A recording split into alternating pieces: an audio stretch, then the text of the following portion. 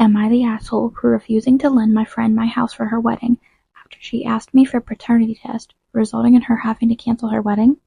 My friend Sandra and I have known each other for over 20 years. We are 30 and 32. Sandra is getting married to Andre, and I am married to Ian. Some relevant information.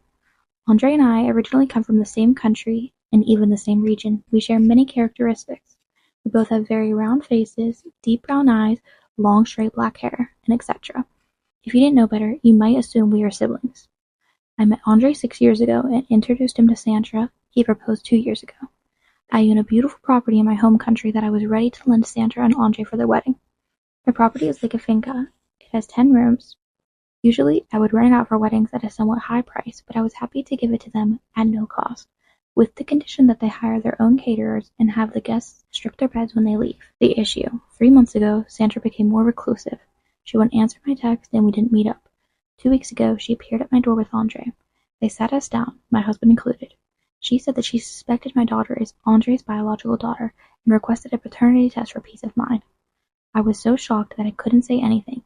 My husband lost his temper and raised his voice, telling Sandra that she was being absolutely stupid. Sandra pointed out that my daughter looks like Andre. I explained that Andre and I look alike. She kept shaking her head, saying my daughter would look more like my husband and not like my exact copy. The evening ended poorly. I agreed for the test if they paid for it. The results came back last Friday showing that Andre was not the father. We also did a test confirming that my husband is the father. Sandra cried and tried to hug me. I told her I didn't want to, and that I didn't want to be friends with her for the time being. She said that her worries were justified, and made a comment about women from your country being more likely to do that. In that moment, I was filled with anger. I told her that she could forget about using the venue, and I didn't want her in my life anymore. She started crying, but I made her leave. Her mom and she has been texting me, saying that they can't find a new venue. I still said no. 20 minutes ago, she called me sobbing, saying that the wedding is off because of me. Am I the asshole? Should I have let her use the venue at the usual price, or was what I did okay? Edit. Andre was not chill about this. He seemed exasperated. He was quite upset and basically just agreed to this, so she would drop it.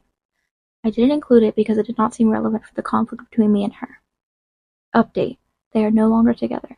Sandra just wrote me an email apologizing, and for some reason PayPal'd me $25.67. Anyway, thanks for weighing in.